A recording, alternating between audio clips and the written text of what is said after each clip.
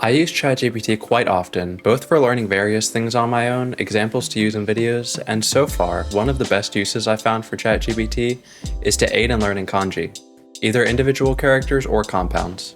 Using ChatGPT to give me the history or an easy mnemonic has helped me remember kanji.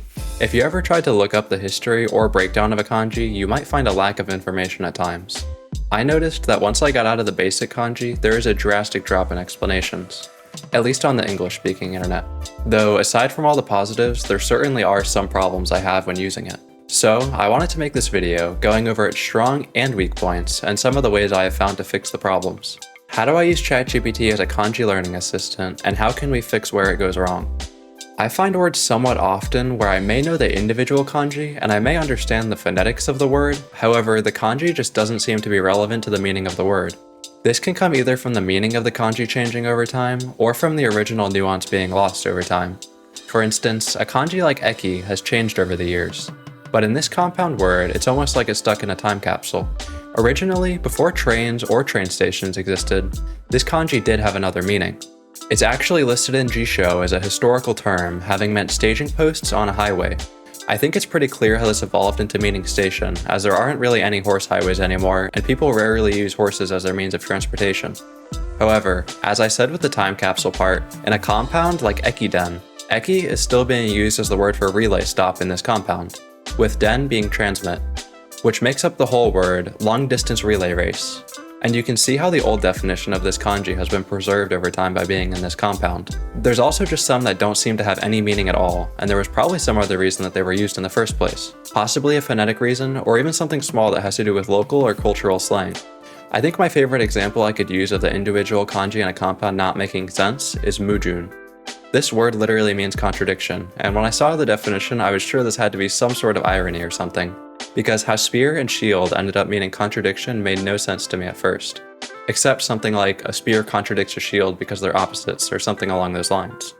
Upon looking this up, I was gifted with a beautiful wall of Chinese text. Needless to say, I could not understand any of this. So I went to ask ChatGPT, how did this mujun come to mean contradiction? And it responded to this very well, informing me that this meaning comes from an ancient Chinese fable. A man from the state of Chu was selling weapons. He praised his spear, saying, "My spear is so sharp, it can pierce any shield."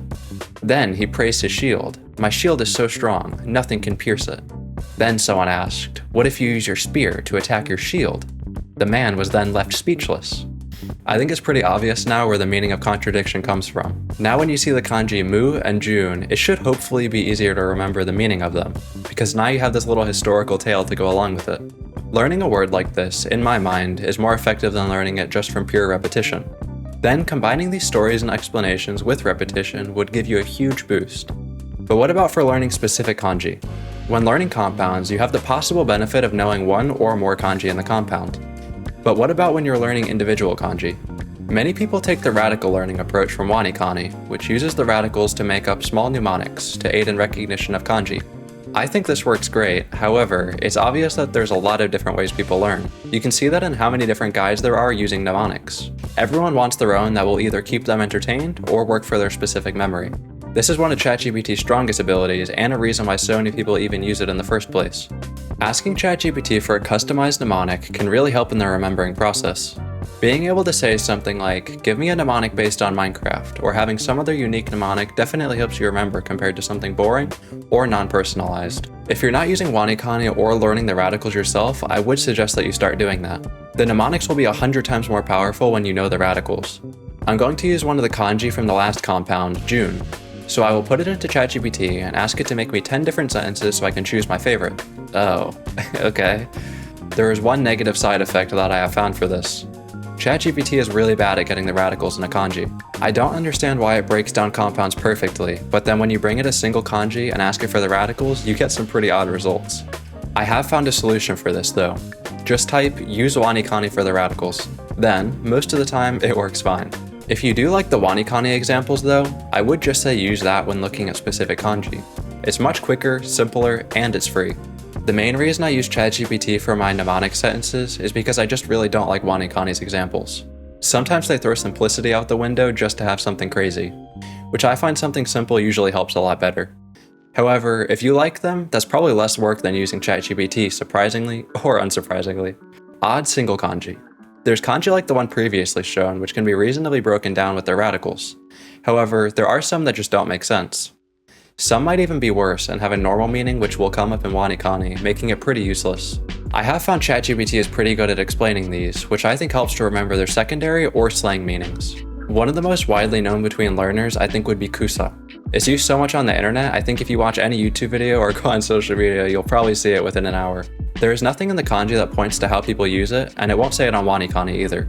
Though, asking ChatGPT, you will get this poetic explanation.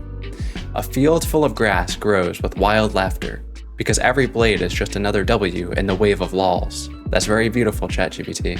But you could also just go through the explanation if you want, which ChatGPT can provide you a very thorough explanation on how this developed. That was just a couple of uses for it though. I think going over any more specific uses here would be pointless, as you should just use it for anything you're having trouble with at the moment. The point of this video was to see if ChatGPT is worth it for deciphering kanji. And while it does good, there are plenty of problems, so I would probably have to say it's not a huge break. Though, I do think it is very useful for the cases I went over. Basically, if you just can't find anything or just want something customized, then ChatGPT is a great option. Everything I asked to ChatGPT in this video was on 4.0, the paid mode. Seeing as it still got the radicals wrong on the paid version, I don't think that's very good. Actually, let's do a little test here.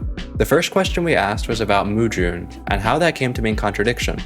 O3 responded with this. It's definitely not as clear and simple of a response, but it still gives all of the information. And it actually gave me a little more history on the compound in O3. Let's see if it can actually get the radicals correct though. Nope, same problem as before, and it has the same fix of just typing use Wanikani. Okay, so I have realized that O3 isn't the free version, and at some point 4.0 became the free version. I'm not really sure, so I'm going to go into a private tab to use the free version just so I know I'm actually on the correct one. So the actual free version gave me this answer. I don't really like this one as much, but it still works, it's just not written as well. But the real challenge, can it get the radicals correct? Yeah. That's pretty bad. The Wanikani method is dead here. Being that you can't send a URL to the free version, it's pretty much dead. Well, I think it's a good answer to this video. Is ChatGPT good for breaking down and learning kanji? Yes and no. But I would lean towards no if you don't already have the paid version. Given you already have premium, then yes, it's worth it. If not, then no, just use Wanikani, Hello Native, and Reddit threads. There's so many resources, and if you look for long enough, you will find something. It just might not be that easy. Again, the good part of ChatGPT is that I can just ask it whatever I want, and get as many follow-up questions as I want, which saves a lot of time. Final answer, only if you really care about the history of things. If you don't care about long historical explanations, then no. Just use this videos for ideas though if you do already use ChatGPT. I thought when I started making this that it was a lot better, but I never really thought about all the other stuff I use when trying to break down kanji or a compound. There is one more thing though. If you have premium, you can generate infinite images, which you probably already know. I do think having images made for your mnemonics could help, so let's make some. Okay, that's pretty awesome. And I would definitely not forget this. Also this one.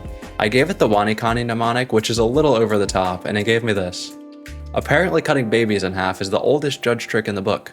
I think I've demonstrated my point of the image generation tool being a cool tool. However, while I have been generating these, I was thinking about doodling things myself. Thinking about if that would help my memory of the kanji, if I was actually the one putting the idea onto paper. I think it might stimulate my brain a little bit more and make me remember better, but I'm not really sure about that. Anyways, thanks for watching. Bye bye. I forgot to add this to the video, but please do like and subscribe. Thank you.